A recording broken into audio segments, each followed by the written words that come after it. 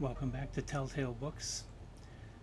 I'm continuing our Philip K. Dick exploration series in this video with the next one in the list, number 25 in his bibliography, is called The King of the Elves.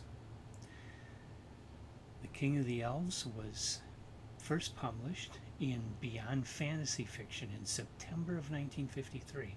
So, to remind you, we're still in 1953. It's only been about a year since his first published story. And we have some more stories to go through before we get out of September.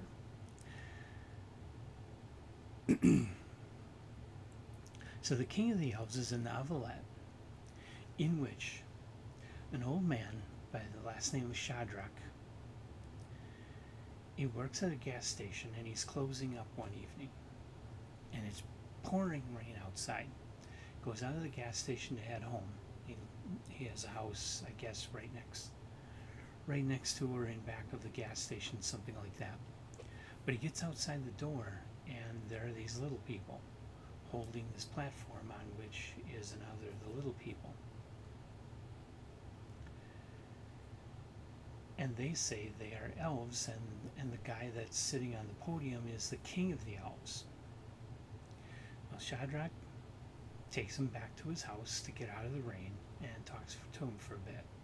The king of the elves needs to lay down and goes up to the bedroom and lays down, and he dies. But before he dies, he names Shadrach as his successor. So Shadrach now becomes king of the elves and is expected to lead them in a battle against the trolls, which are living in the woods. Okay, Shadrach mentions his new status to some of the townspeople in the small town where he lives, and they kind of just humor him and say, yeah, okay. Obviously, they think he's lost it. On the surface, this is like any other similar fantasy story, like Trouble with Water by H.L. Gold, where the fact that this person in the modern world is seeing these mythological creatures, they're questioning their sanity. The difference here is that in the typical story like this, the answer is that no, they're not questioning their sanity. These mythological beings really exist. In the example I mentioned, Trouble with Water, turns out to be real. In this story, though, you're never quite sure. The elves could be real, but even Shadrach isn't sure that he's in his right mind. Even he questions his own sanity, questions whether or not what he thinks is real really is real, or just a figment of his imagination. And other people do too.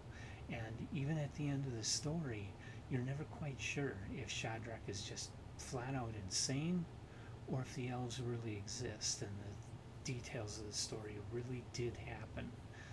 The only person that can really confirm it is Shadrach, and he's not convinced himself, which makes this kind of typical of Philip K. Dick, but different from the type of story that Dick is drawing upon here. You know, if he didn't do that, if he didn't play with reality, if he didn't question the nature of the reality of the story, then it would be like any other fantasy story like this. It would be a typical unknown magazine urban fantasy, like Trouble with Water by H.L. Gold. And so then it wouldn't be at all distinguished. But the fact that Philip K. Dick never resolves what's really going on makes it adds an extra dimension, and also makes it very much a Philip K. Dick story. A lot more typical of what you expect from him, which makes it good. So I wouldn't call this a top tale, but I would recommend it if you like Philip K. Dick, if you like a short fantasy story like this, if you like playing with the nature of reality, this story is very good and will give you what you're looking for.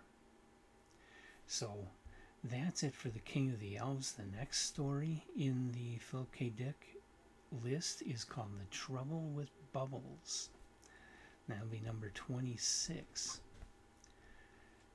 So if you got comments, please leave them. Say what you'd like about Philip K. Dick or King of the Elves. I will respond, and please like the video, subscribe to our channel, and come on back for more. I'll be here doing a lot more Philip K. Dick and a lot of other authors. So I'll see you in the next video.